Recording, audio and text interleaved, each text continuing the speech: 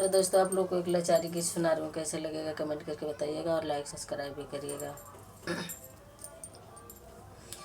धीरे पलंगरिया पे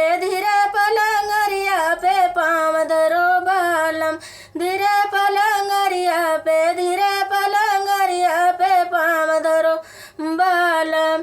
सास जी का याना ससुर जी का जाना, सास जी का याना ससुर जी का जाना। तनिक मैरियो का लाज करो बालम, तनिक मैरियो का लाज करो बालम। धीरे पलंगरिया पे पाँव धरो बालम, धीरे पलंगरिया पे पाँव धरो बालम। जेठ जी का याना जेठान जी का जाना, जेठ जी का याना जेठान जी का जाना। तनिक भौजियो का लाज करो बालम, तनिक भौजियो का लाज करो बालम।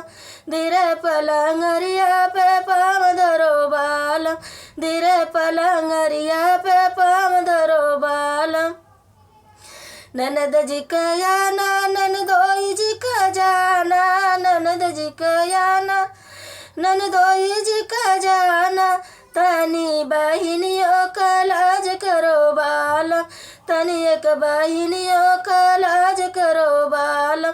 धीरे पलंगरिया पे पाँव धरो बालम, धीरे पलंगरिया पे पाँव धरो बालम। देवर जी का याना देवरान जी का जाना, देवर जी का याना देवरान जी का जाना। तनी भय हुआ का लाज करो बालम, तनी भय हुआ का लाज करो बालम। धीरे पलंगरिया पे पाँव धरो बालम, धीरे पलंगरिया